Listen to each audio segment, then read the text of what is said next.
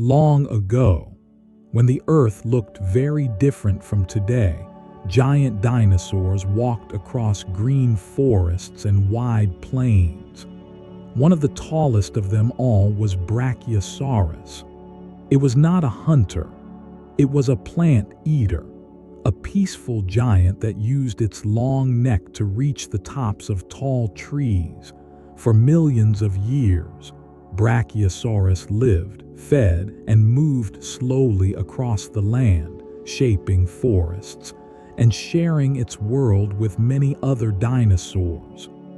This video tells the story of Brachiosaurus, how it lived, how it survived, and why it disappeared.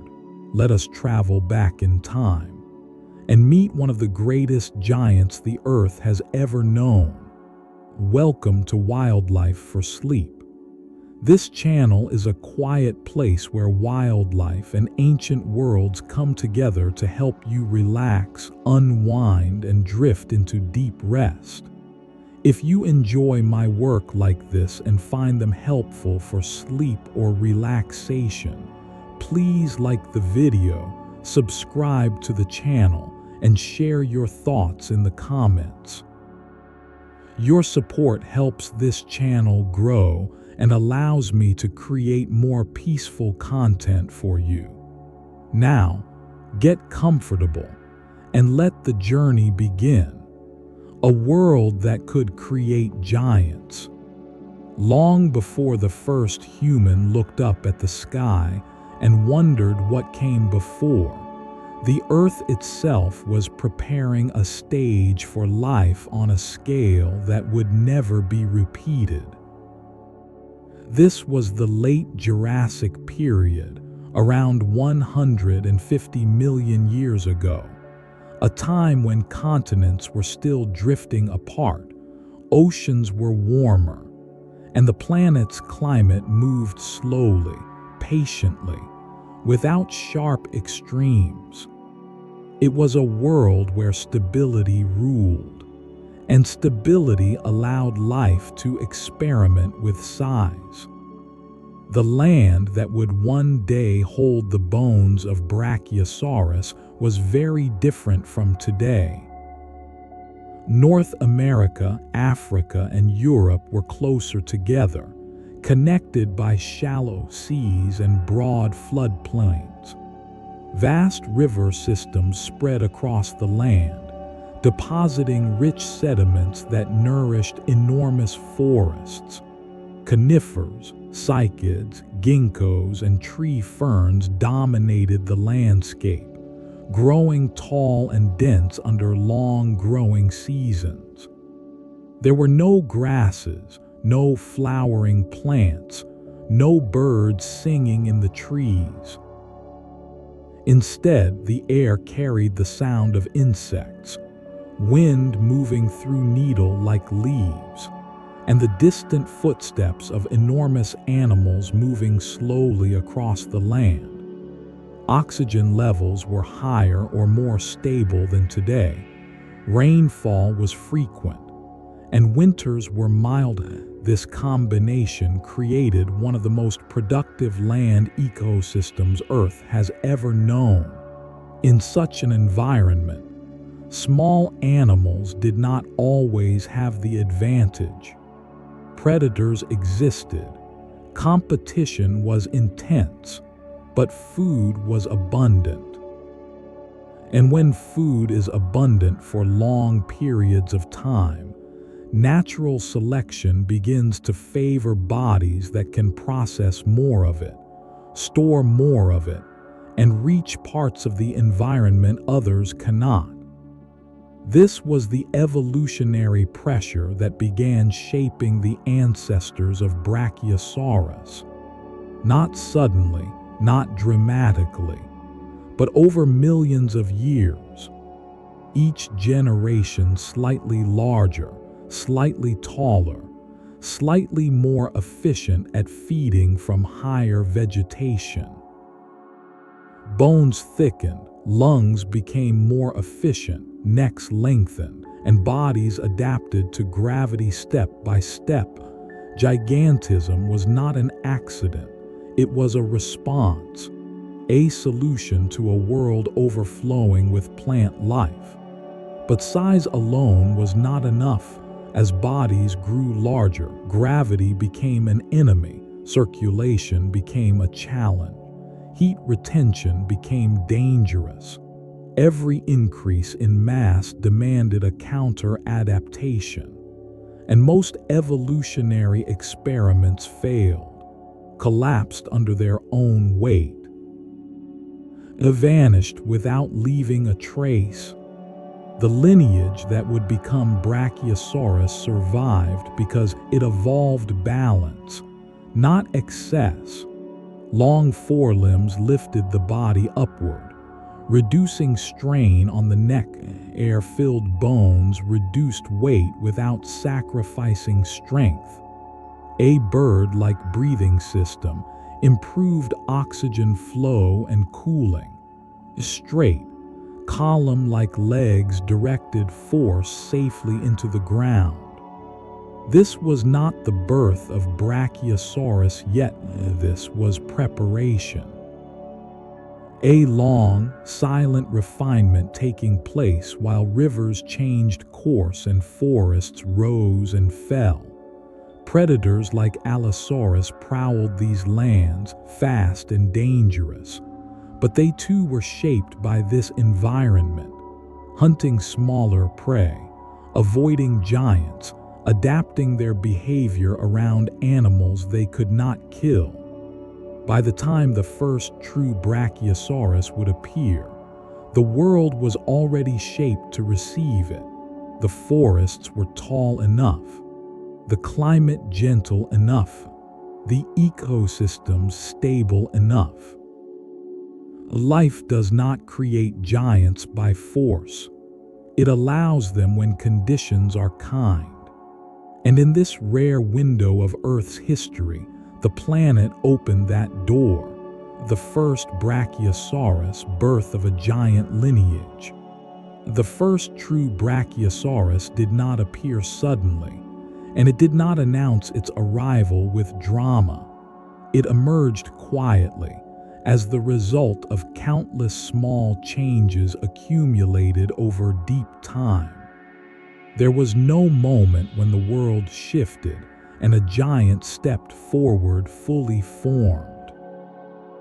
Instead, there was a gradual crossing of a threshold, where size, posture, and physiology aligned in a way never seen before. Somewhere in the late Jurassic, within populations of long-necked sauropods already well adapted to plant-eating life, individuals began to differ in subtle but important ways. Their front limbs grew slightly longer. Their chests rose higher off the ground. Their necks angled upward rather than outward.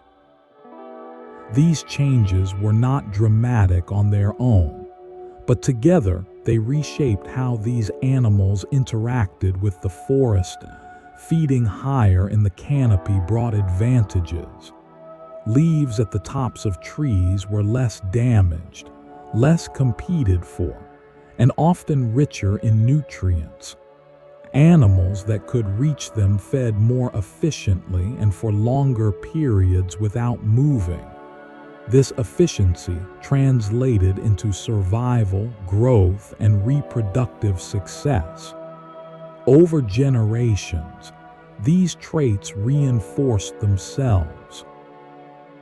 Offspring inherited longer forelimbs, stronger shoulders, and necks better suited for vertical reach. Bodies became taller at the front, shifting the center of mass forward. To compensate, legs straightened and thickened, evolving into load-bearing columns capable of supporting immense weight. This was the birth of the brachiosaurid body plan. The first animals we would recognize as Brachiosaurus were already giants by any standard, but they were not yet the towering figures we imagine today. They were transitional forms, living experiments testing the limits of height and mass. Some failed, collapsed under stress, left no descendants. Others survived, refined, stabilized. Natural selection does not favor the biggest, it favors the survivable. Those early Brachiosaurus ancestors that endured did so because their bodies balanced strength and lightness with extraordinary precision. Bones were massive on the outside but hollowed internally by air spaces. This reduced weight while preserving strength. Lungs expanded into air sacs that penetrated the skeleton, improving oxygen flow and cooling. The neck, one of the most risky structures in any giant animal, evolved with restraint. Vertebrae locked together in ways that limited excessive movement. Muscles and ligaments supported weight without allowing dangerous flexibility. The neck did not whip or swing. It moved slowly, deliberately, as if every motion was measured against gravity itself. As these animals grew larger, predators adapted around them. Carnivores learned to avoid adults entirely, focusing instead on juveniles and smaller prey. This reduced predation pressure on mature individuals, allowing longer lifespans and greater reproductive output. A feedback loop formed, where size protected longevity, and longevity reinforced size. By the time the first fully developed Brachiosaurus walked the floodplains, it already occupied a position unlike any other land animal. It was not merely large, it was structurally dominant. Its shoulders rose higher than the backs of most other dinosaurs. Its head fed among the upper branches of forests that had never before faced such sustained pressure. Trees adapted, regrew, branched differently. The landscape itself began to change in response. This was not conquest. It was integration. The early Brachiosaurus did not alter the world intentionally. It reshaped it simply by living within it. The survival of the earliest true Brachiosaurus did not depend on size alone. Size without control is collapse, and the Jurassic world was filled with failed giants whose bones never fossilized because they never lasted long enough to leave a trace. What separated the Brachiosaurus lineage from extinction was not ambition, but restraint built into biology. From the moment a Brachiosaurus hatchling emerged from its egg, life was defined by danger. The hatchling was small, light, and vulnerable, moving on legs not yet fully strengthened, surrounded by predators that could end its life in seconds. The strategy of the species was never to protect every young, but to produce enough that a few would survive. Growth during early years was rapid. Bones lengthened, muscles thickened, and body mass increased at a pace that outstripped most predators' ability to hunt effectively. This growth was fueled by near constant feeding, as juveniles consumed vast quantities of low vegetation, slowly transitioning upward as their necks lengthened and strength increased. Many did not survive this stage, but those that did crossed a threshold where size itself became protection. As juveniles matured into subadults, their feeding behavior changed dramatically. They no longer competed directly with smaller herbivores for ground-level plants. Instead, they began exploiting mid-level vegetation, discovering the advantage that would eventually define the species. Height. With each generation, this shift became more pronounced. The forelimbs lengthened further, the chest lifted higher. The neck rose more naturally upward rather than outward. These animals did not need to rear on two hind legs to reach food. They were already built to live above the competition. This vertical feeding strategy reshaped the ecosystem. The trees that had never experienced sustained browsing at their uppermost branches began to adapt. Some grew taller more quickly. Others developed tougher leaves. Others branched laterally below the feeding height, changing forest structure across entire regions. Brachiosaurus did not destroy forests. It regulated them. As the lineage stabilized, lifespan increased. Adults lived for decades, moving slowly across familiar territories, following rivers, floodplains, and forest edges that offered stable footing and abundant food. Memory replaced exploration. The world became known, predictable, and survivable. The success of Brachiosaurus lay in predictability. Movement was slow and deliberate. Aggression was rare, energy was conserved. Injury was avoided whenever possible. Every behavior reflected an understanding written into instinct that survival at extreme size required caution. Predators adapted accordingly. Large carnivores learned that attacking a healthy adult was futile and dangerous. Instead, they shadowed migrations at a distance, waiting for weakness, illness, or youth. This relationship shaped predator populations, preventing them from growing too numerous and destabilizing the ecosystem. Over time, the Brachiosaurus lineage became one of the defining forces of the Late Jurassic, not because it hunted, not because it dominated through violence, but because its presence altered how everything else behaved. By the end of this evolutionary chapter, Brachiosaurus was no longer an experiment. It was a fixture. The world had adjusted to it, and it had adjusted perfectly to the world. Birth and vulnerability.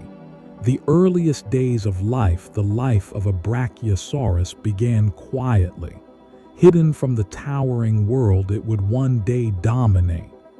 There was no grandeur at the start, no sign of the immense size to come, only a fragile egg, buried beneath layers of soil, sand, or vegetation, warmed by the steady heat of the Jurassic sun.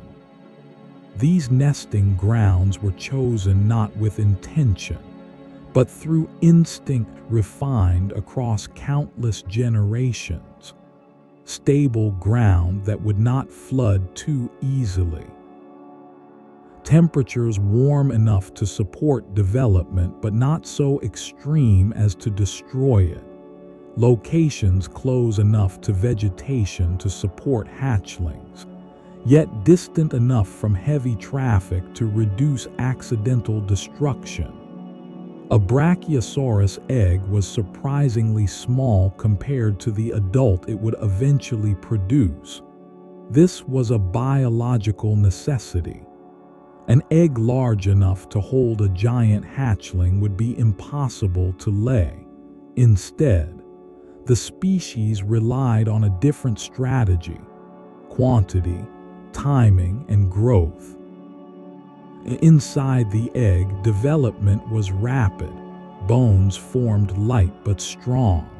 Muscles attached to long limb buds. The neck, already proportionally long, curled carefully within the limited space. The heart, lungs, and digestive system developed early because survival after hatching would depend on immediate feeding and movement. There was no parental care, no guarding, no teaching. Once the eggs were laid, the adults moved on, driven by the same instincts that had brought them there. Survival was left to chance, environment, and speed of growth. When hatching occurred, it did so silently. The shell cracked, and a small, long-necked creature emerged into a world filled with danger.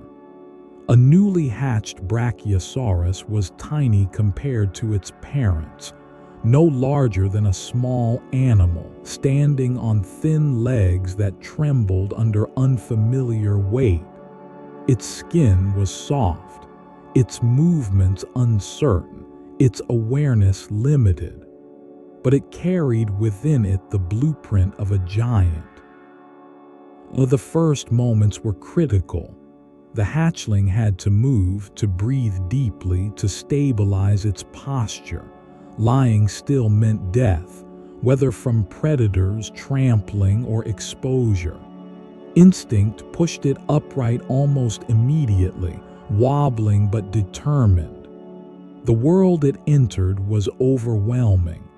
Towering plants blocked the sky.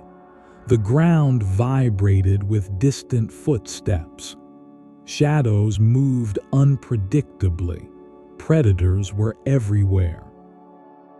Small theropods, opportunistic carnivores, and scavengers were constantly searching for easy prey.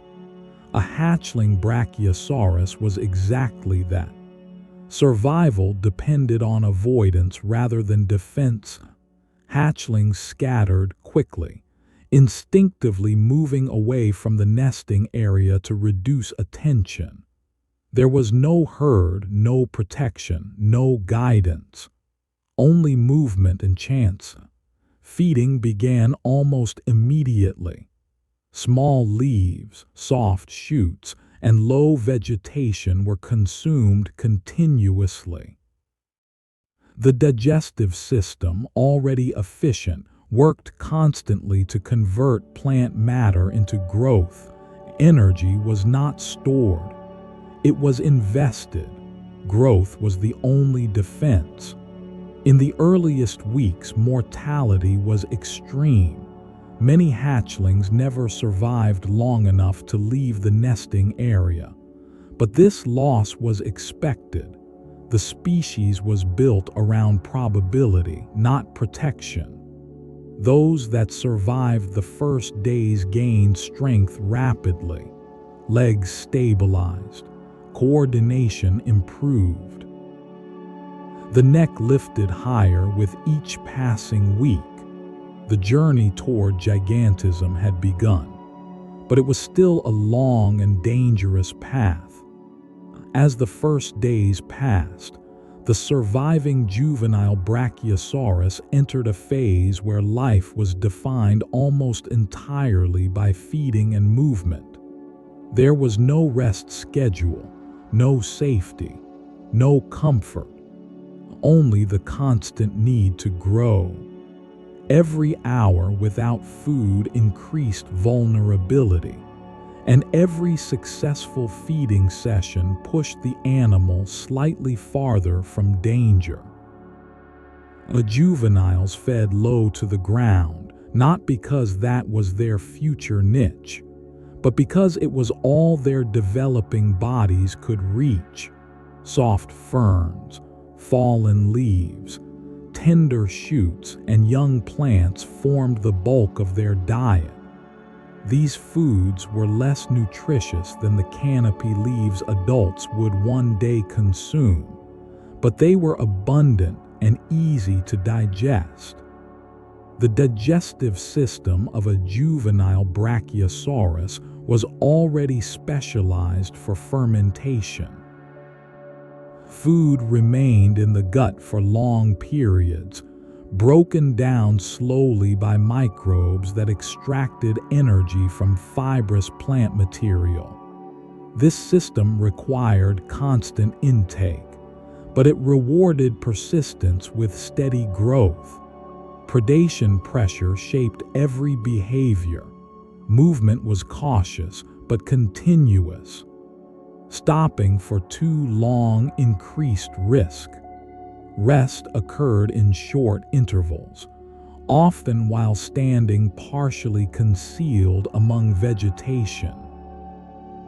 Instinct guided juveniles toward areas with cover, uneven terrain, or visual obstruction, where predators had less advantage. There was no parental guidance, but there may have been indirect protection. Juveniles often occupied regions not far from adult feeding grounds, where the presence of enormous bodies altered predator behavior. Carnivores hesitated to hunt in areas where adults might appear unexpectedly. This was not care, but consequence. The growth during this stage was astonishing. Bones lengthened rapidly, especially in the limbs and neck. Muscles thickened, posture improved, and coordination sharpened. Within months, a surviving juvenile was already significantly larger than at hatching, crossing size thresholds that reduced the number of predators capable of attacking successfully. As the neck grew longer, feeding height increased. This gradual shift reduced competition with smaller herbivores and moved juveniles closer to the ecological space occupied by adults. The transition was not sudden. It unfolded over years, marked by incremental changes rather than dramatic leaps. Mortality remained high. Disease, injury, starvation, and predation continued to claim many juveniles, but survival odds improved steadily with size. Every centimeter of growth mattered. Environmental conditions played a decisive role. Years with abundant rainfall produced lush vegetation, increasing juvenile survival rates. Dry periods thinned plant growth and forced longer movement, increasing exposure and risk. These fluctuations shaped population size across generations, not through catastrophe, but through probability. Behavior adapted accordingly. Juveniles in lean years traveled farther, fed longer, and grew more slowly. Those that survived carried these conditions forward into adulthood, shaping memory, movement patterns, and reproductive timing. By the time a juvenile Brachiosaurus reached several years of age, it was no longer an easy target. Predators shifted focus elsewhere. Danger did not vanish, but it diminished. This transition marked the end of true vulnerability. The animal was still young, still far from its immense adult form, but it had crossed the most perilous boundary of its life. From this point forward, survival depended less on chance and more on endurance. Growing taller, the long road to adolescence with the most dangerous stage of early life behind it, The young Brachiosaurus entered a long, defining period of growth that would shape everything it would later become. This was not a time of sudden transformation, but of steady, relentless change. Year after year, the body stretched upward and outward, gradually approaching the towering form that defined the species. At this stage, growth slowed slightly compared to the frantic pace of infancy, but it remained continuous. Bones lengthened in measured intervals, reinforced by thickening layers of bone tissue that responded to the increasing weight they were asked to carry. The limbs grew straighter and more vertical, aligning themselves to channel force safely into the ground. The forelimbs, already longer than the hind limbs, continued to extend. This gradual elevation of the shoulders changed posture and balance, lifting the front of the body higher and shifting feeding height upward.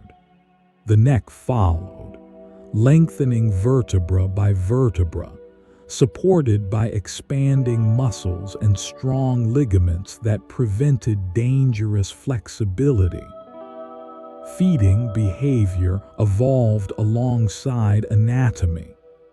The adolescent Brachiosaurus no longer relied entirely on low vegetation. It now browsed at mid-levels, pulling leaves from shrubs and lower tree branches that smaller herbivores could not reach. This shift reduced competition and allowed longer feeding periods without constant movement. With size came confidence, but not recklessness. Movement remained slow and deliberate. Every step was placed carefully, every turn made gradually. Injury remained one of the greatest threats, and instinct continued to favor caution over speed. Predators adapted to this growth. Attacks became rare and opportunistic rather than aggressive. Only the largest carnivores posed any real danger, and even they avoided direct confrontation unless weakness was obvious. The adolescent Brachiosaurus was no longer prey by default. It had entered a gray zone where size discouraged attack. Social interactions also changed.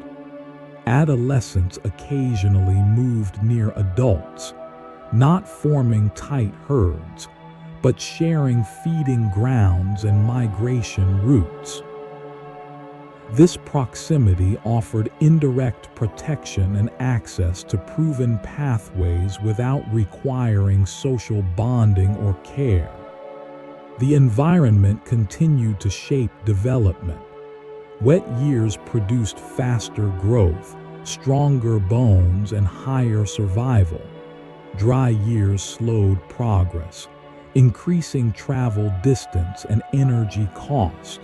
Over time, these conditions influenced not just individuals but entire generations. Internally, the body adapted to rising demands. The heart grew stronger, capable of pushing blood higher into the lengthening neck. The respiratory system expanded, with air sacs improving oxygen delivery and cooling. Digestion became even more efficient, extracting maximum energy from fibrous plant material. This stage of life was long, lasting many years, and it required patience. There were no shortcuts to gigantism, only time, food, and survival. By the end of adolescence, the young Brachiosaurus was no longer merely growing. It was becoming dominant. As the adolescent years stretched onward, The Brachiosaurus approached a size that few other land animals could challenge, yet it was still not fully grown. This in-between state defined much of its behavior and survival strategy, large enough to deter most predators, but still vulnerable to injury, exhaustion, and environmental stress. Growth during this phase became more selective. Instead of simple lengthening, the body focused on reinforcement. Bones thickened internally, responding to daily stresses with slow, continuous remodeling. Joints stabilized, muscles grew denser rather than longer, and tendons strengthened to manage the increasing load. This careful reinforcement prevented catastrophic failure as mass increased. Feeding height continued to rise. The neck now reached comfortably into the lower canopy of mature trees. Leaves here were more abundant, less frequently eaten, and often richer in nutrients. This shift marked a turning point in energy balance, allowing more growth with less effort. With this advantage came responsibility to the ecosystem. The adolescent Brachiosaurus began to influence forest structure in noticeable ways. Upper branches were stripped, sunlight filtered downward, and undergrowth responded with renewed growth. Other herbivores adjusted their feeding patterns around this change, subtly reorganizing the community. Movement patterns also stabilized. Migration routes became consistent, following river valleys and open woodlands that offered both food and safe footing. Memory replaced exploration. Each journey reinforced knowledge of terrain, water sources, and seasonal cycles. Social presence became more apparent. Adolescents often traveled near adults without forming close bonds. Spacing remained important to avoid competition and accidental injury. Yet proximity created a loose network of shared movement and awareness. Challenges remained. Droughts reduced food quality, forcing longer travel. Injuries, though rare, could still be fatal. Disease occasionally spread through overlapping ranges. Survival depended on endurance rather than reaction. By the final years of adolescence, growth slowed further. Height increased only slightly, while mass continued to accumulate. The body prepared not for expansion, but for permanence. The Brachiosaurus was nearing adulthood, a stage defined not by growth alone, but by stability, dominance, and long-term survival. Reaching full size, becoming a giant. The moment when a Brachiosaurus reached full size was not marked by a sudden change, because gigantism did not arrive like a destination. It arrived quietly, through the slowing of growth, the settling of proportions, and the steady realization that the body no longer needed to become larger to survive. Height was the first measure to stabilize. The neck, once lengthening year by year, now added only small increments. The shoulders stood permanently elevated above the hips, creating the distinctive forward-sloping posture that defined the species. The head moved easily through the upper canopy, feeding without strain. Mass, however, continued to increase. Muscle density rose, bones thickened internally, and connective tissues strengthened. The body filled out, becoming not just tall but immensely heavy. This weight was not excess. It was carefully distributed, balanced across 4 column-like limbs that directed force cleanly into the ground. With full size came a dramatic shift in ecological role. The adult Brachiosaurus no longer competed with other herbivores at any feeding level. It occupied a vertical space that belonged to it alone. Trees that could not withstand its browsing pressure adapted or declined. Those that could thrived. Predators now posed almost no threat. Even the largest carnivores avoided healthy adults entirely. An attack would require coordination, risk injury, and offer little chance of success. The cost outweighed the reward. Movement slowed further. Not because the animal was weak, but because speed no longer served a purpose. Every step was measured, energy efficient, and deliberate. The giant had no reason to hurry. Feeding became the central activity of daily life. Hours were spent stripping leaves, swallowing without chewing, and moving slowly between feeding patches.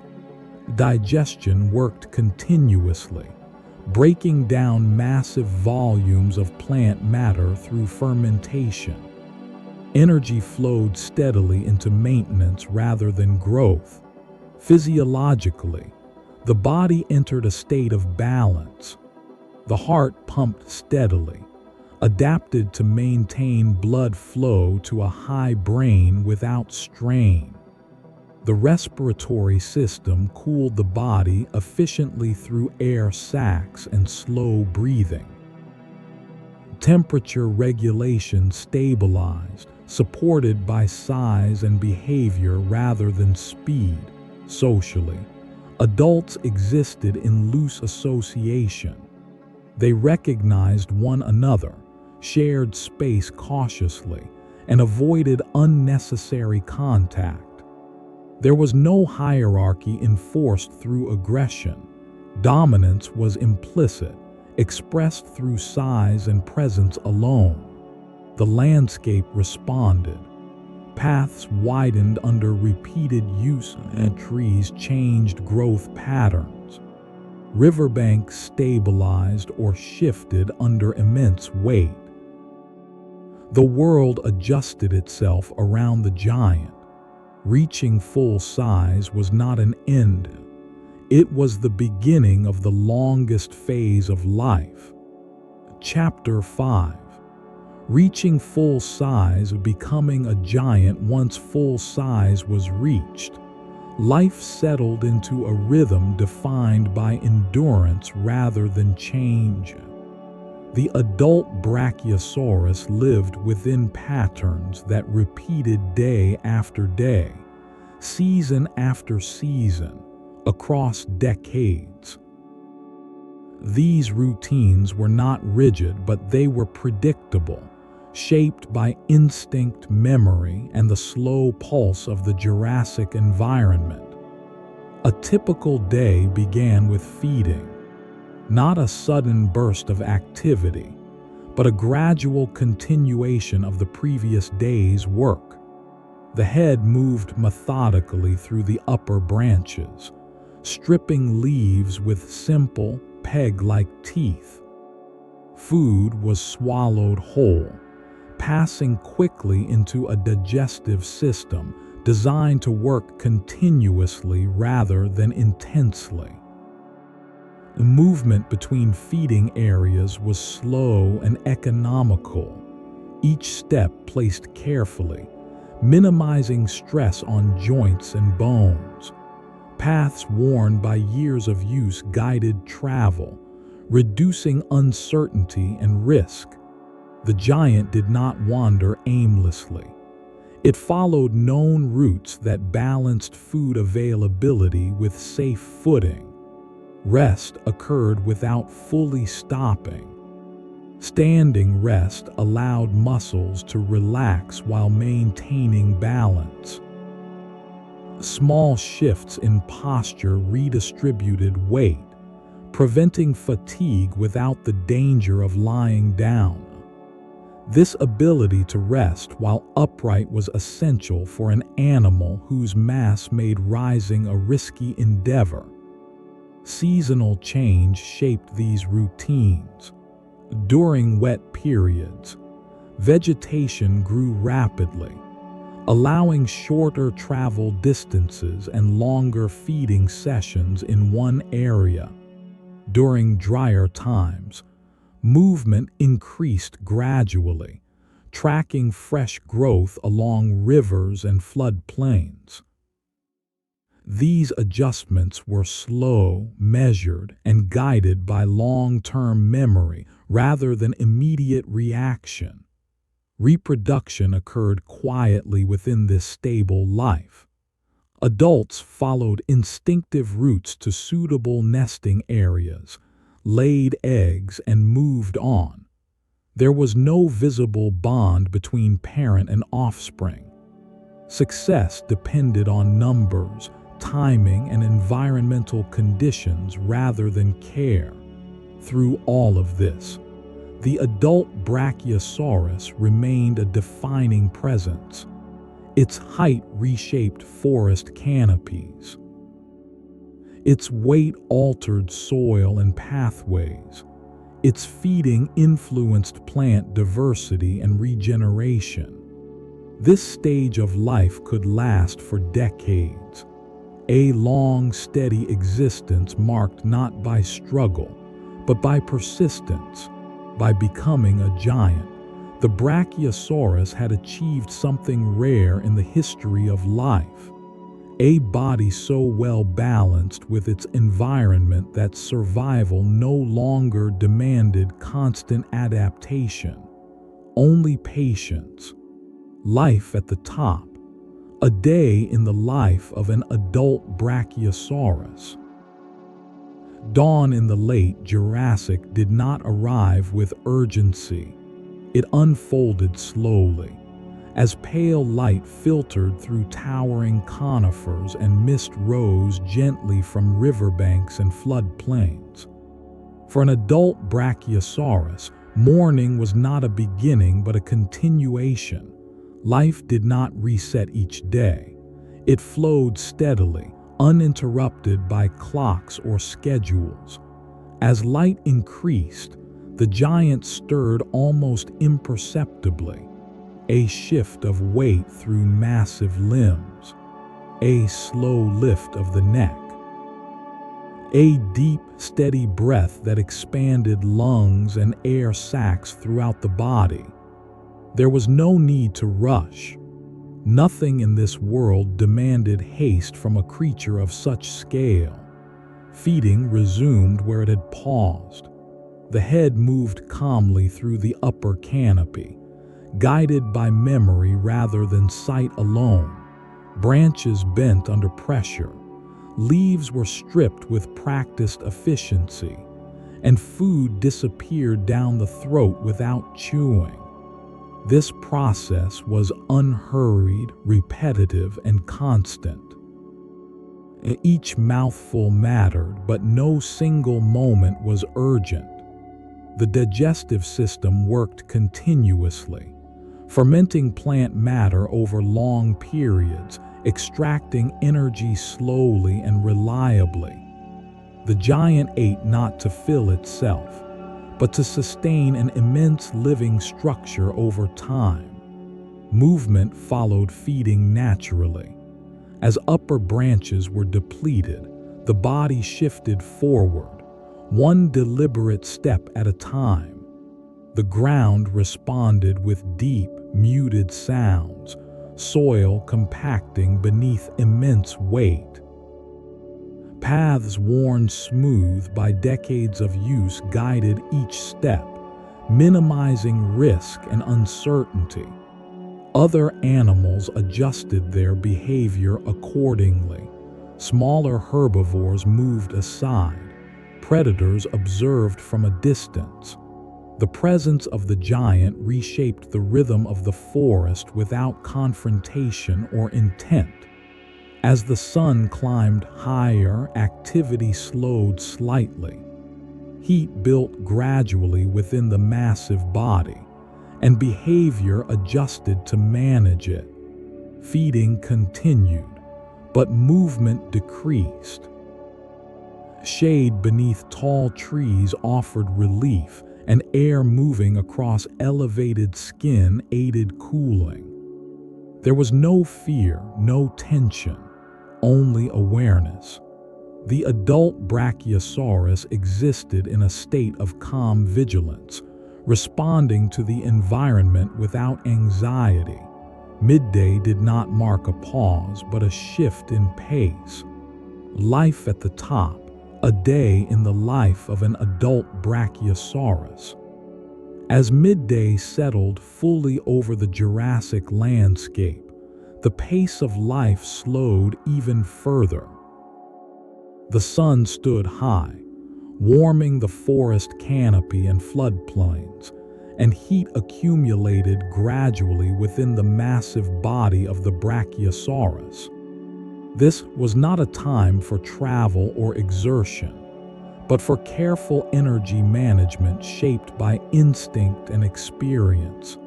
Feeding continued, but at a reduced intensity. The head remained elevated among the branches, selecting leaves within easy reach rather than stretching or repositioning the body.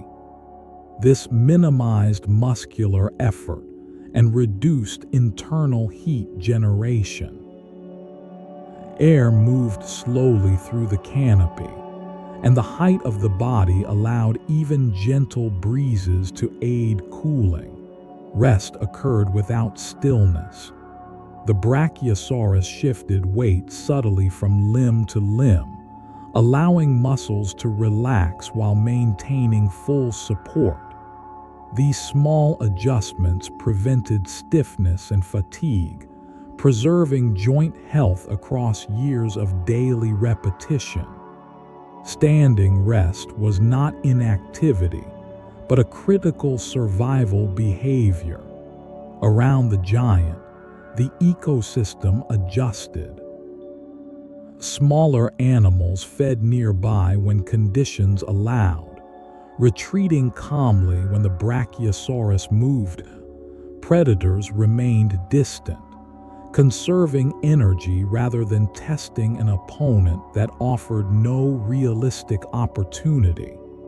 The presence of the giant created a zone of predictable calm within the environment. As afternoon light softened, activity increased slightly. Feeding resumed with greater reach, and the body began a gradual shift toward new feeding areas. Movement was slow, measured, and purposeful, following routes shaped by memory rather than exploration. Each step carried the accumulated wisdom of decades of survival. Water intake occurred carefully.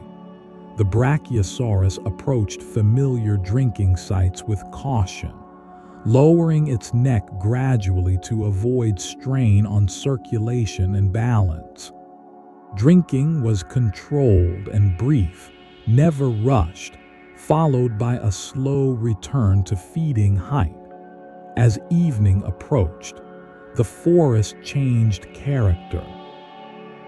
Shadows lengthened, temperatures fell, and sounds shifted from insects to distant calls and movement. This was a favorable time for travel. Cooler air reduced thermal stress, and visibility remained sufficient to avoid hazards. The giant moved slowly across open woodland and floodplain, feeding intermittently as it went.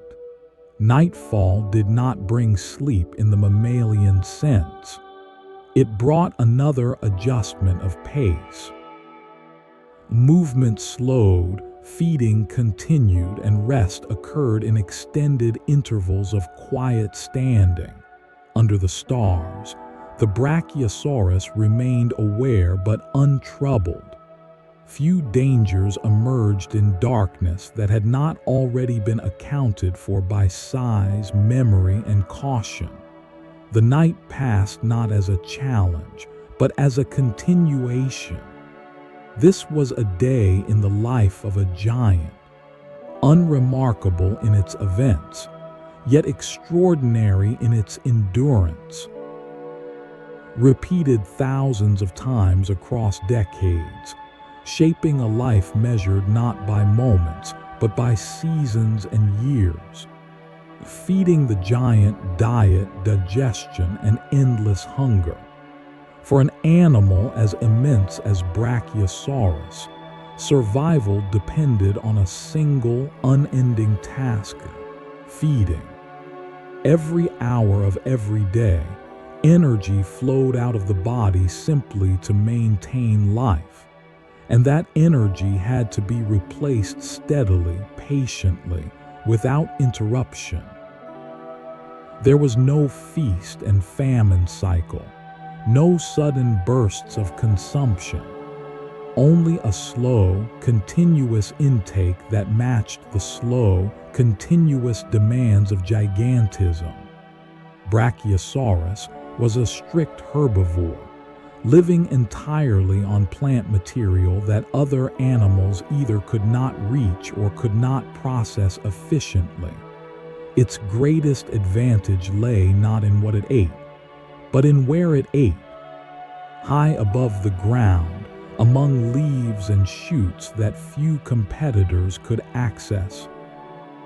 The forests of the late Jurassic provided an abundance of suitable food: towering conifers, cycads with stiff crowns, ginkgo trees with fan-shaped leaves, and vast stands of tree ferns.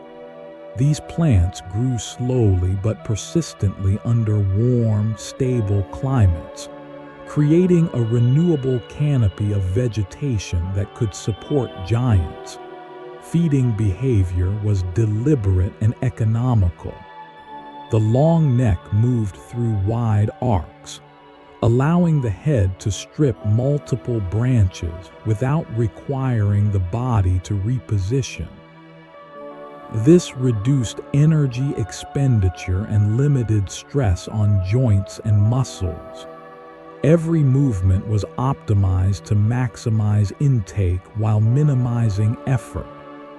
The teeth of Brachiosaurus were simple, peg-like structures, poorly suited for chewing but perfect for stripping leaves. Food was swallowed whole, mixed with saliva, and sent quickly to the stomach. Mechanical breakdown was minimal. Chemical and microbial digestion did the real work. Inside the body, digestion was a slow and complex process. Plant matter passed into a vast fermentation chamber where microbes broke down cellulose, releasing nutrients over long periods.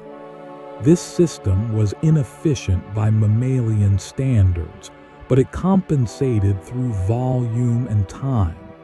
What mattered was not speed, but consistency. Because digestion was slow, feeding had to be constant. A Brachiosaurus could not eat once and rest. It had to maintain intake hour after hour, day after day. Even brief disruptions in feeding could affect energy balance over time. Seasonal variation shaped diet quality. During wet periods, new growth provided softer, more nutritious leaves. During dry seasons, tougher foliage dominated, requiring longer feeding times and greater digestive effort. The giant adjusted behavior rather than strategy, increasing feeding duration rather than changing food type. Feeding also shaped movement. Areas rich in tall vegetation became centers of activity, while depleted regions were abandoned gradually, allowing regeneration. This slow rotation prevented complete destruction of feeding grounds and sustained long-term survival. The act of feeding did more than sustain the Brachiosaurus. It reshaped forests, redistributed nutrients, and influenced plant evolution itself. Each bite carried ecological consequences far beyond the animal's immediate needs. To feed a giant was to feed an ecosystem. Feeding the giant diet, digestion, and endless hunger inside the immense body of Brachiosaurus. Digestion unfolded as a slow, patient process measured not in minutes or hours, but in days. This internal pace matched the rhythm of the animal's life, turning constant feeding into a stable flow of energy rather than a cycle of hunger and satisfaction. After swallowing, plant material entered a vast digestive tract where mechanical breakdown was minimal. Instead, time and microbes did the work. Bacteria and other microorganisms fermented tough plant fibers, breaking cellulose into usable nutrients. This fermentation released heat as well as energy, contributing both to metabolism and to the challenge of temperature regulation. Because this system relied on time, the gut of Brachiosaurus was enormous. Food moved slowly, ensuring maximum extraction of nutrients from even low-quality vegetation. This allowed survival during lean seasons when leaves were tough and nutrient-poor. The giant did not need perfect food, only enough of it. Water played a critical role. Hydration supported digestion, fermentation, and circulation. Drinking was frequent but careful, with visits to familiar water sources integrated into daily movement. Water intake helped regulate body temperature and supported the microbial communities essential for digestion. Feeding efficiency shaped behavior. Rather than chasing the most nutritious leaves, Brachiosaurus prioritized availability and access. Height allowed it to harvest large volumes of foliage with minimal competition, reducing the need for selective feeding. Volume replaced precision. This strategy had profound ecological effects. Constant removal of upper foliage prevented canopy overgrowth, encouraged lateral branching, and allowed sunlight to reach lower plant layers. Understory plants thrived in this filtered light, increasing biodiversity and stabilizing forest structure. Nutrients consumed by Brachiosaurus did not vanish. They returned to the soil through waste, deposited along migration routes and feeding grounds. These nutrient-rich deposits enriched floodplains, accelerating plant growth and creating hotspots of productivity that benefited countless other organisms. The feeding behavior of Brachiosaurus therefore formed a cycle. Plants fed the giant fed the soil fed new plants. This loop sustained ecosystems for millions of years. Feeding also influenced social spacing. Individuals avoided crowding to prevent rapid depletion of food. Loose association allowed multiple giants to share landscapes without exhausting resources. Conflict was unnecessary when food was abundant, and access was vertical rather than horizontal. Even during periods of environmental stress, the feeding system proved resilient. Long digestive retention times buffered short-term shortages, while slow migration tracked vegetation recovery across regions.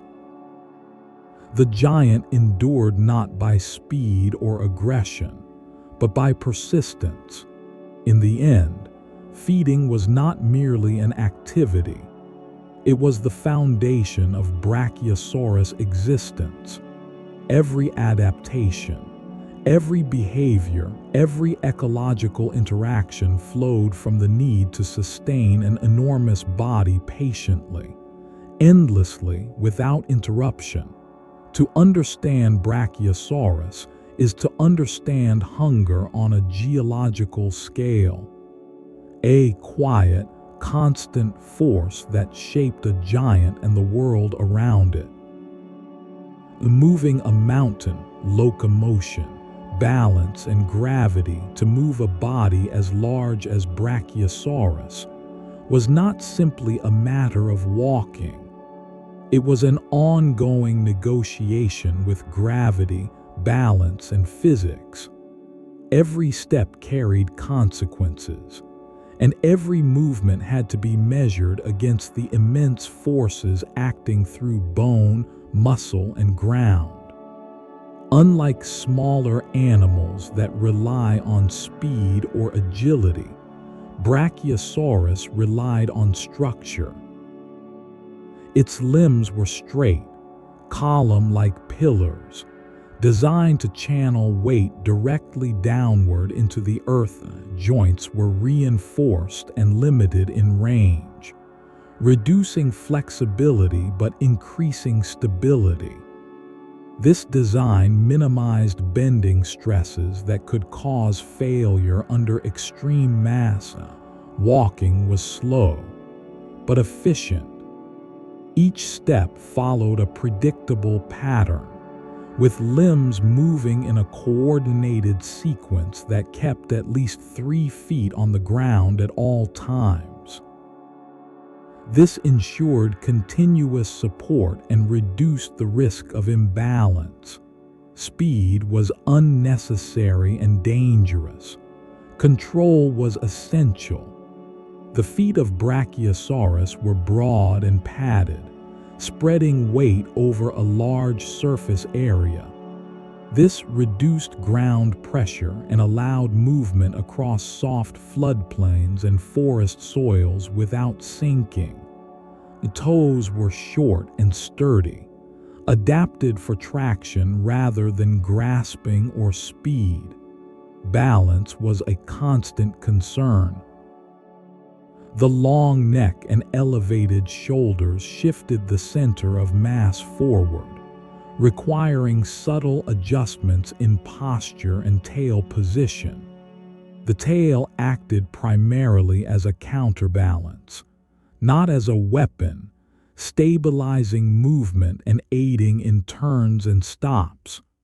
Muscles worked continuously, but at low intensity. Rather than explosive power, they provided sustained support and fine control. Ligaments stored and released energy slowly, improving efficiency over long distances. This system allowed the giant to travel for hours without exhaustion. Terrain selection was critical.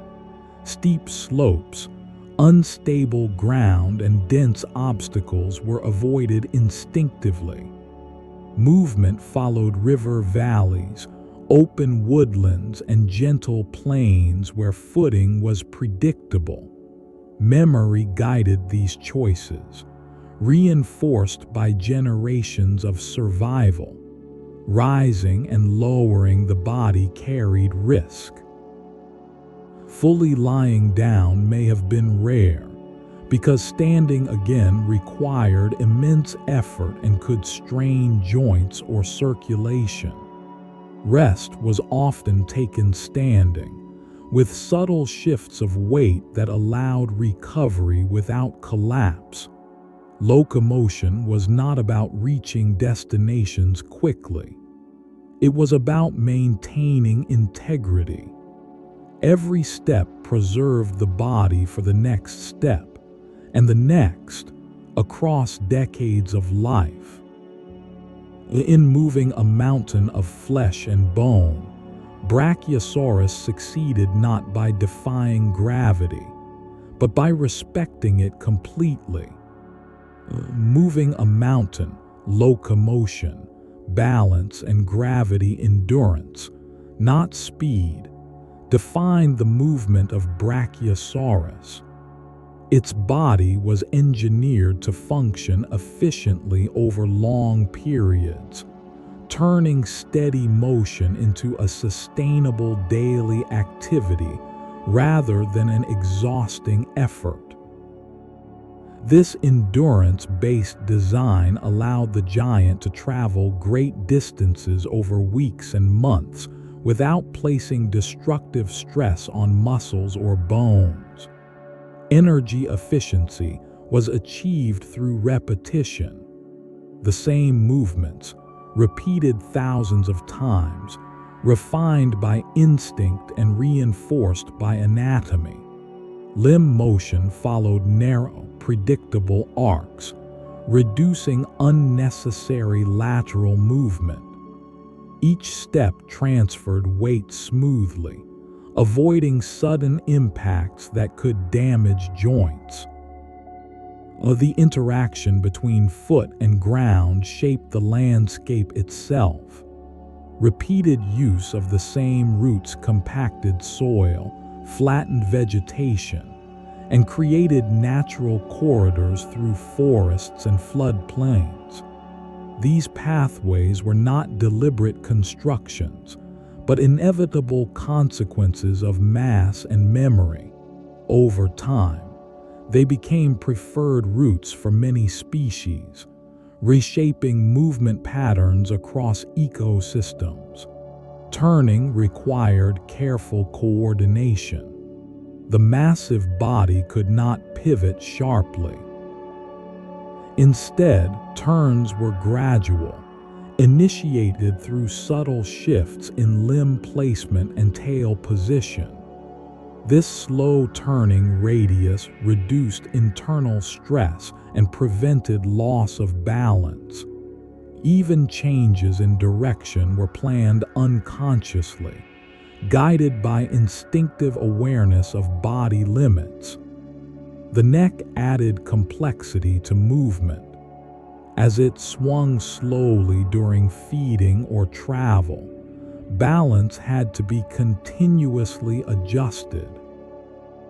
Muscles along the spine compensated for changes in mass distribution, preventing destabilization.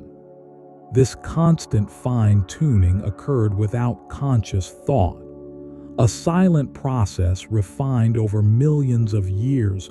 Fatigue was managed behaviorally rather than physiologically. Instead of pushing to exhaustion, Brachiosaurus moderated pace, rested while standing, and adjusted movement to environmental conditions. Cooler temperatures encouraged travel, while heat reduced activity. This alignment with external rhythms preserved internal stability. The greatest danger in movement was injury. A fall, joint failure, or muscle tear could be fatal for an animal of such size. This risk shaped every aspect of locomotion. Avoidance of hazards, preference for known terrain, and reluctance to rush were not signs of weakness, but expressions of evolutionary wisdom. Despite these constraints, movement remained essential. Feeding grounds shifted, water sources changed, and seasons demanded relocation. The ability to move steadily, safely, and predictably allowed Brachiosaurus to occupy vast territories without overexploiting any single region. Locomotion, therefore, was not merely transport. It was survival strategy, landscape engineering, and ecological integration combined. In learning how to move a mountain, Brachiosaurus demonstrated that true power lies not in force, but in balance. Living with others, social presence without herds, Brachiosaurus did not live a solitary life, but neither did it form tight, coordinated herds like many smaller animals. Its social existence occupied a quiet middle ground, shaped by size, resource demands, and the ever-present risk of accidental injury. Living near others offered advantages, but closeness carried costs, and the balance between the two defined how these giants shared their world. Unlike animals that rely on group defense, Brachiosaurus did not need numbers to deter predators once adulthood was reached. Size alone provided safety. As a result, there was no evolutionary pressure to maintain tight formations, synchronized movement, or hierarchical social structures. Instead, individuals existed in loose association, aware of one another but rarely interacting directly. Feeding behavior encouraged spacing. Each adult required vast quantities of vegetation every day, and crowding would quickly exhaust local resources. By maintaining distance, multiple individuals could share the same region without competing directly. This spacing was instinctive, reinforced by survival rather than social bonding. Movement patterns reflected this arrangement. Migration routes were shared, but travel was staggered. Individuals followed similar paths at different times, creating a rolling presence rather than a dense group.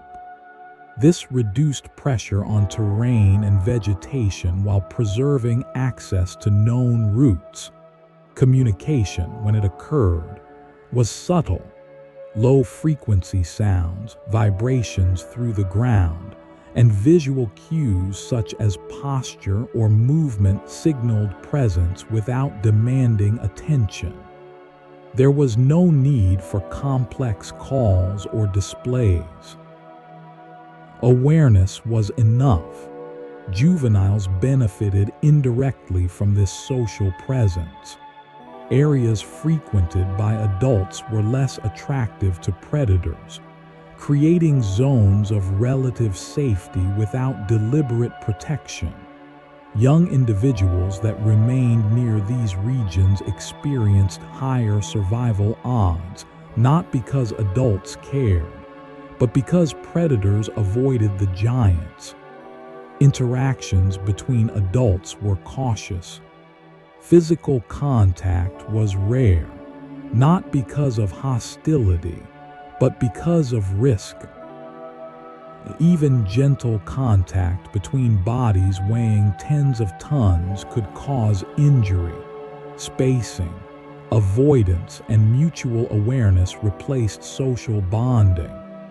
During breeding periods, proximity increased slightly.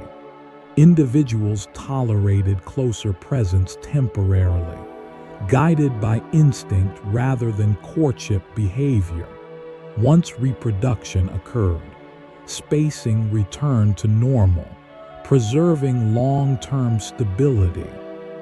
This social strategy reflected a broader principle of Brachiosaurus life: coexistence without dependence, presence without attachment, survival without crowding. The giant shared its world not through cooperation or conflict, but through mutual adjustment, each individual moving within invisible boundaries shaped by size, memory, and necessity. Living with others, a social presence without herds. As years passed and individuals aged, a quiet form of social memory emerged within Brachiosaurus populations. Not memory in the sense of names or identities, but familiarity with presence, movement patterns, and shared space. Certain regions of the landscape became associated with repeated passage by giants, and individuals adjusted behavior accordingly. These shared landscapes functioned as overlapping home ranges rather than defended territories. No individual claimed ownership, and no effort was made to exclude others. Instead, spacing and timing regulated access. One giant fed in an area, moved on, and another followed days or weeks later, allowing vegetation time to recover. This slow rotation sustained food resources without conflict. Over generations, this pattern stabilized entire ecosystems.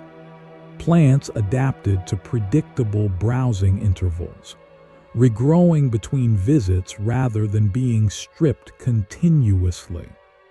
Soil compaction followed established paths rather than spreading randomly, preserving ground stability. Water sources developed multiple safe access points rather than a single overcrowded edge. The absence of tight herding also reduced disease transmission. Limited physical contact and low population density decreased the spread of parasites and pathogens. For long-lived animals, this reduction in disease risk contributed significantly to longevity. During times of environmental stress, such as droughts or reduced plant growth, loose association proved advantageous. Individuals could disperse more widely, reducing pressure on any single region. Tight herds would have exhausted resources quickly and increased mortality. This social flexibility allowed populations to rise and fall gently rather than crashing suddenly. Juvenile survival varied with conditions, but adults persisted, carrying stability forward through difficult periods. Predators adapted to this social structure. There was no single herd to follow, no predictable cluster of prey. Instead, carnivores tracked movement patterns, waiting for opportunity rather than opportunity arriving en masse. This reduced predator success rates and limited carnivore population growth, stabilizing the broader food web. The social presence of Brachiosaurus therefore functioned as an organizing force, not through leadership or coordination, but through scale and predictability. Each giant acted independently, yet together they shaped the rhythm of the land. This form of social living challenges familiar definitions. It was neither solitary nor communal, neither cooperative nor competitive. It was a quiet coexistence shaped by physics, ecology, and time. In living with others without depending on them, Brachiosaurus found a balance uniquely suited to its size. A reminder that not all societies require bonds, and not all coexistence requires connection. The world around the giant is predators, competitors, and coexistence. Brachiosaurus did not live in isolation. Its world was crowded with other dinosaurs, each shaped by the same forests, rivers, and seasons, each competing in different ways for survival. Yet the relationships between these animals were not defined solely by conflict. They were governed by scale, specialization, and coexistence. Among the most dramatic figures in this shared landscape were the large carnivorous dinosaurs, predators such as Allosaurus that hunted actively and efficiently. These hunters were powerful, intelligent, and dangerous, but even they were constrained by reality. An adult Brachiosaurus was simply too large to attack successfully. Predators learned this early, not through reasoning but through instinct reinforced by failure. A healthy adult giant presented a wall of muscle, bone, and mass that could injure or kill even the most capable hunter. The cost of attack outweighed any possible reward.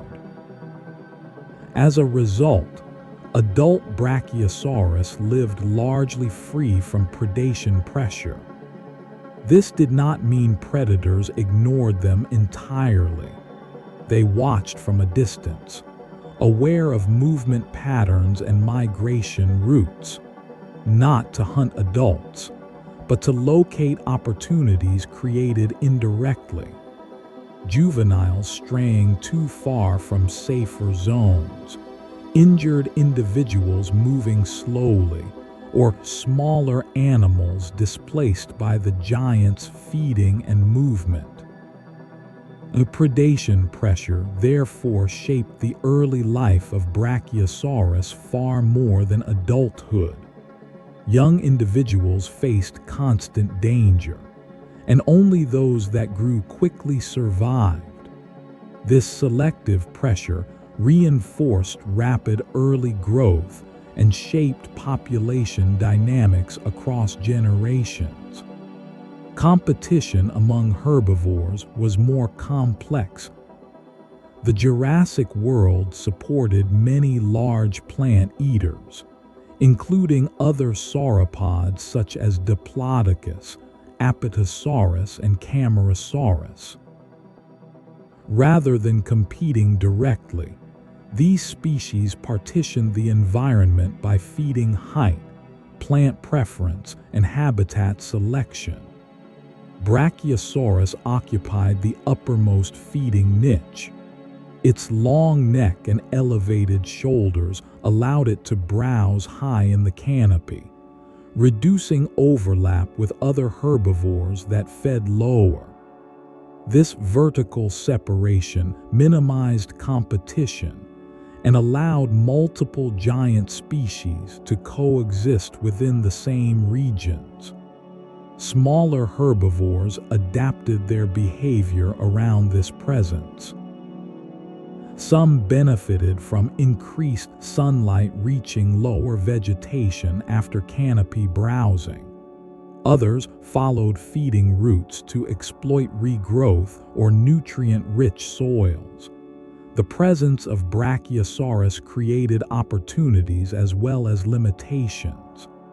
The giant also influenced behavior simply by existing. Animals moved aside, altered routes, or adjusted feeding schedules in response to its slow approach. There was no need for aggression or dominance displays. Scale alone dictated interaction. This web of relationships formed a stable ecosystem. Predators were regulated by prey availability. Herbivores were separated by specialization. Plants adapted to predictable browsing patterns. And Brachiosaurus stood at the center, not as a ruler, but as a structural force. Coexistence, not conquest, defined the world around the giant. The world around the giant: predators, competitors, and coexistence.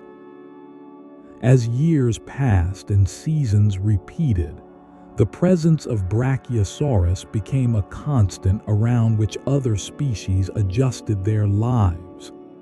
This adjustment was not conscious, but evolutionary, shaped by countless interactions where success or failure determined survival. Predators refined their strategies accordingly.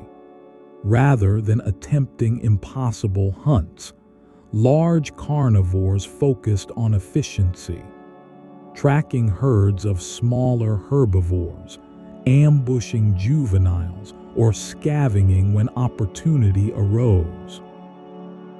The slow movement of Brachiosaurus sometimes revealed carcasses of animals displaced or injured by terrain, reshaped under giant footsteps. These secondary effects supported predator populations without direct confrontation. Even scavengers benefited. The sheer scale of plant consumption and waste production created nutrient-rich zones that attracted insects and small animals, which in turn supported higher trophic levels. A Brachiosaurus influenced food webs indirectly, providing energy pathways that extended far beyond its own diet. Among herbivores, coexistence depended on predictability. Diplodocus and Apatosaurus fed lower and farther outward, sweeping wide areas with long, horizontal necks. Camarasaurus favored mid-level browsing with a more robust build. Each species occupied a different vertical and horizontal niche, reducing direct competition. When feeding zones overlapped, timing resolved conflict. One species fed in an area and moved on. Another followed later, exploiting regrowth or untouched layers. This temporal separation allowed shared landscapes to sustain multiple giants without collapse. Smaller animals learned to read the signs of a giant's presence. Freshly broken branches signaled access to sunlight and new growth.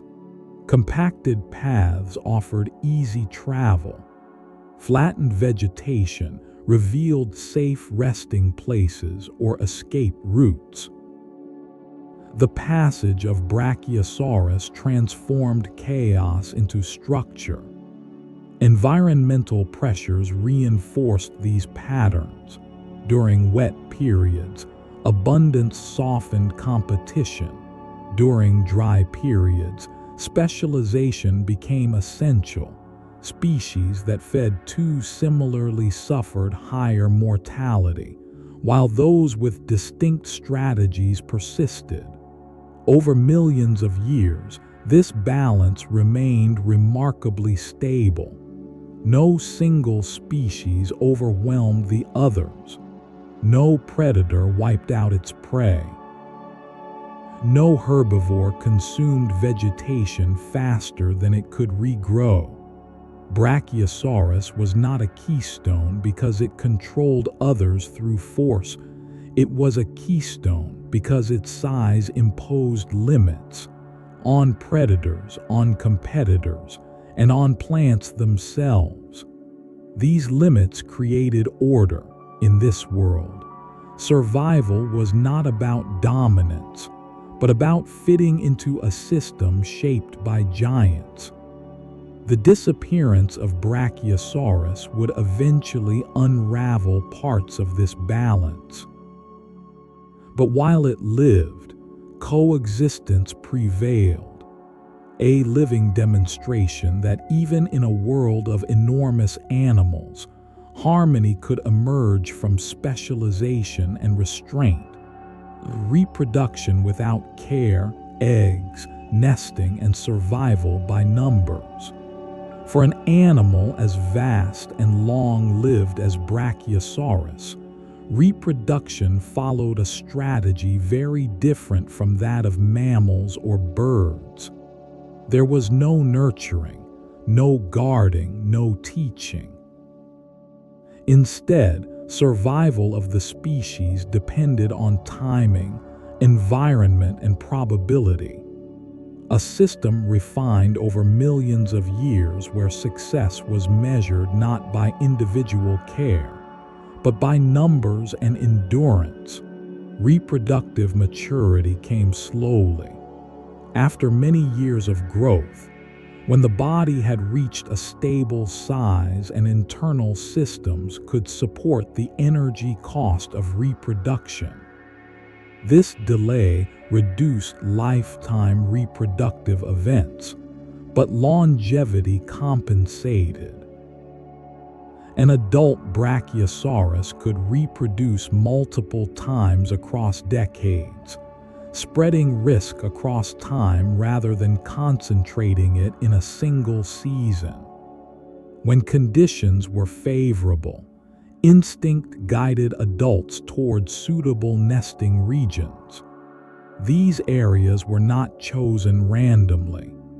They offered stable ground, predictable temperatures, and reduced flooding risk.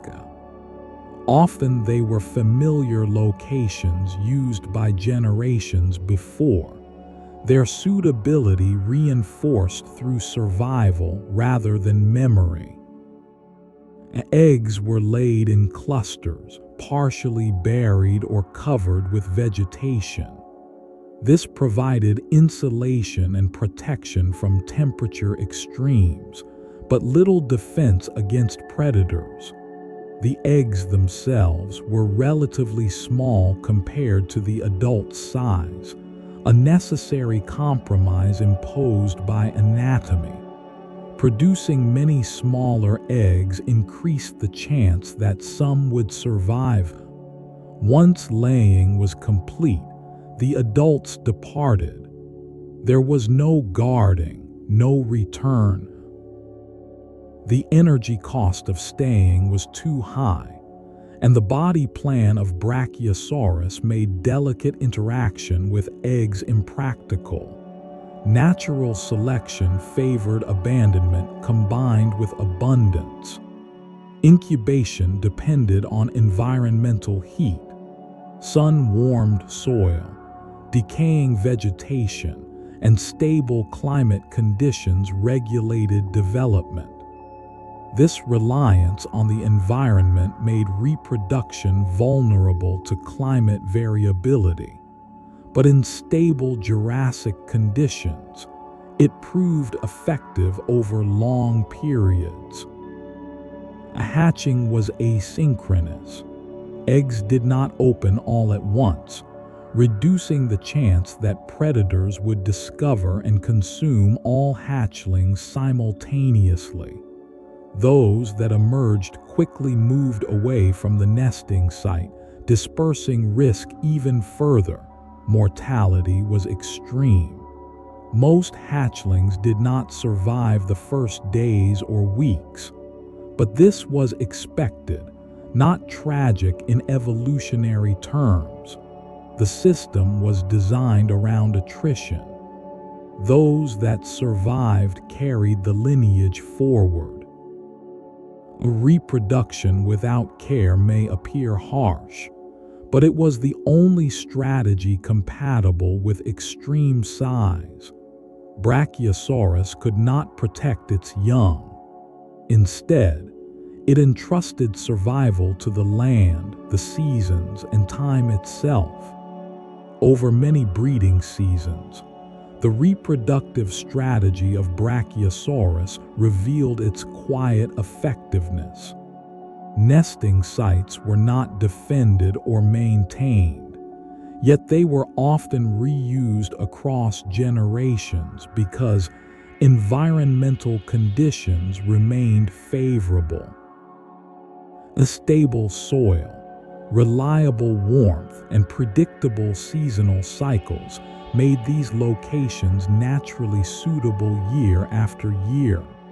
Population size fluctuated gently rather than violently. In years of abundant rainfall and plant growth, more hatchlings survived the vulnerable early stages. During harsher years, survival dropped, but adult populations remained largely intact. This buffering effect prevented sudden crashes and allowed the species to persist through gradual environmental change. Because adults were long-lived, reproductive success did not depend on any single season. Failure one year could be offset by success many years later. This long view of survival matched the slow pace of the Jurassic world and reduced pressure to reproduce constantly. Predators played a role in shaping this system. By consuming many hatchlings, they prevented overpopulation and resource collapse. This loss, though severe at the individual level, maintained balance at the ecosystem level. Reproduction without care also reduced risk to adults. Remaining near nests would have increased injury risk, energy expenditure, and exposure to predators. Abandonment was not neglect, but adaptation. Through this strategy, Brachiosaurus achieved something rare: a reproductive system that aligned perfectly with its size, longevity, and environment. The future of the species did not depend on protection or instruction. It depended on time, stability, and the quiet mathematics of survival. Chapter 12. Memory of the land, migration, roots, and seasonal movement. Brachiosaurus did not experience the world as a collection of separate places, but as a continuous, remembered landscape shaped by time, movement, and survival. For a giant whose life spanned decades, memory became as important as muscle, guiding every step across vast regions of the Jurassic world. Movement was never random. From early adulthood onward, each Brachiosaurus followed routes refined by instinct and reinforced by experience. These routes were not learned from parents or leaders, but emerged naturally as individuals survived and repeated what worked.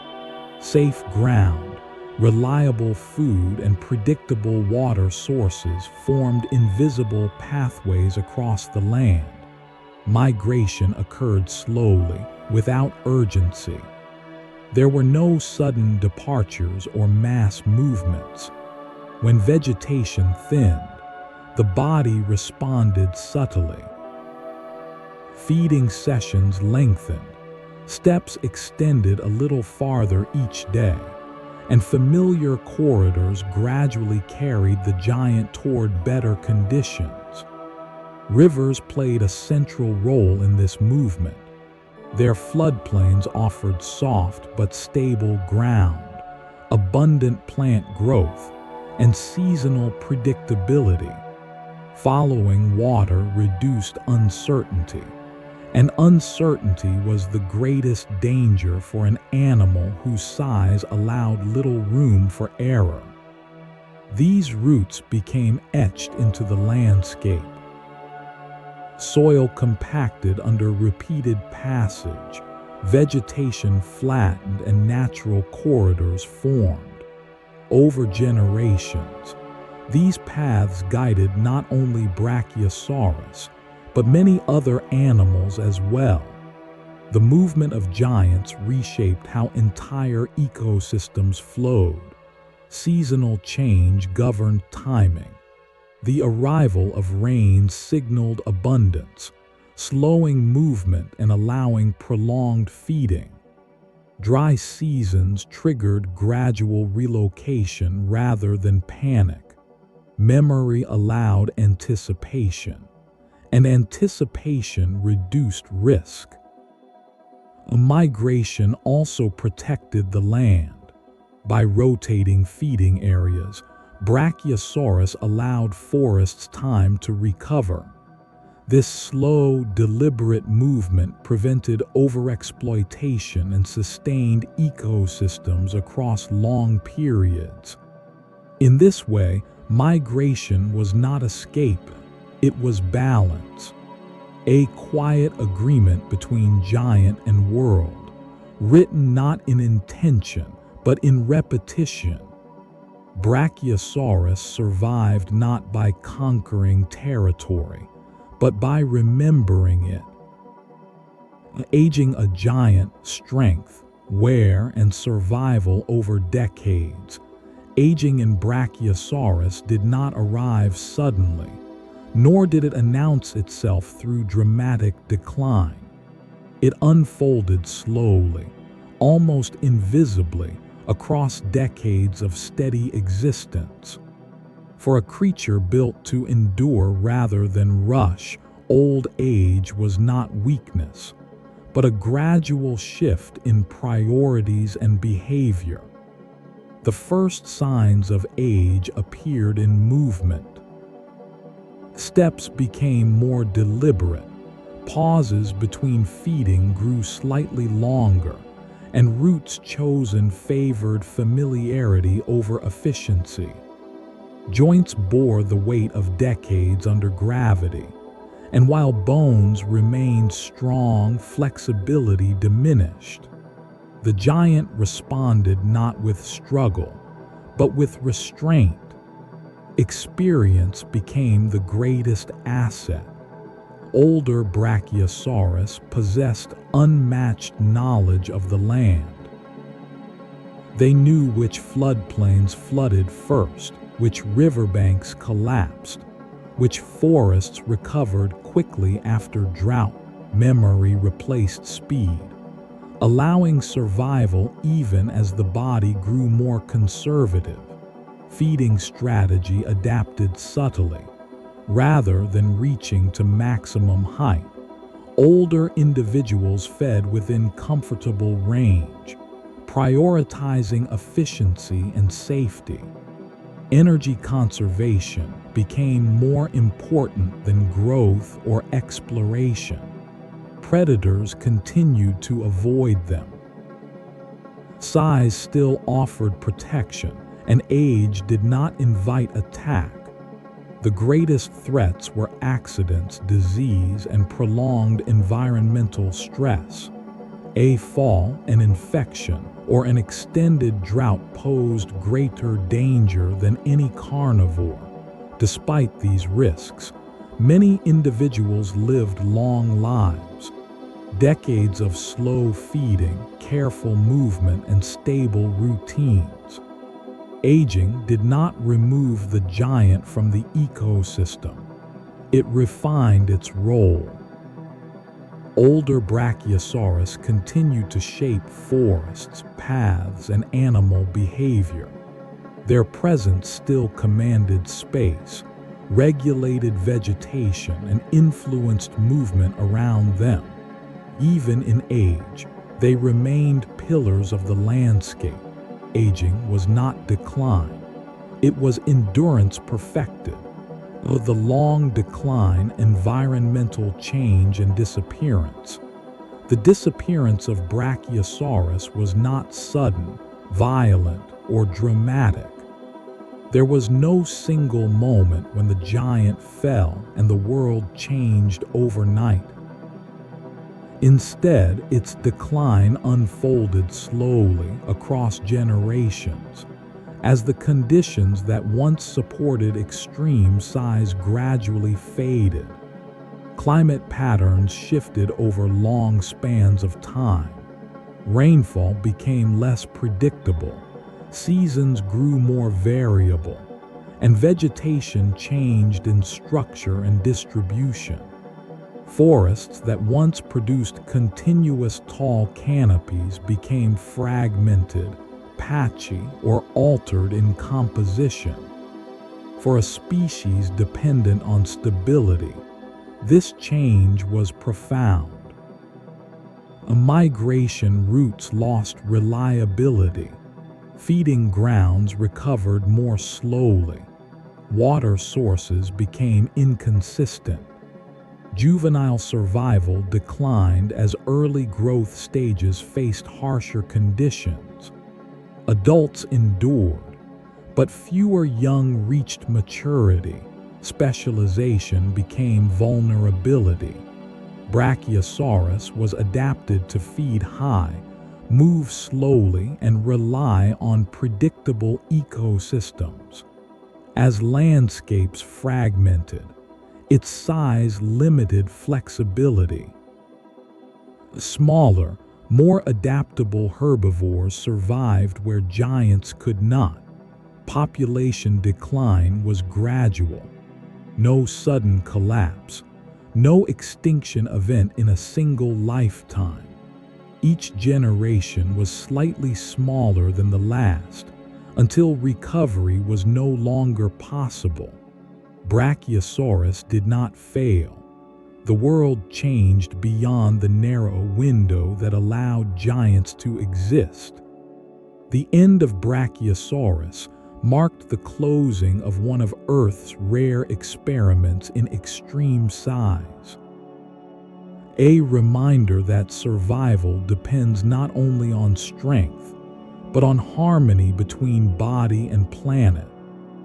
Legacy of a giant, what Brachiosaurus left behind when Brachiosaurus disappeared. It did not vanish without consequence. Its absence changed the world just as its presence once had. The forests grew differently, migration paths faded, and ecosystems slowly adjusted to a land no longer shaped by towering bodies and slow, deliberate movement. Plants that had evolved under the pressure of high browsing began to change. Some grew lower and denser, others spread differently, responding to a world where the upper canopy was no longer regularly harvested. The structure of forests shifted, altering light patterns, soil composition, and the animals that depended on them. Paths once carved by massive feet softened and disappeared.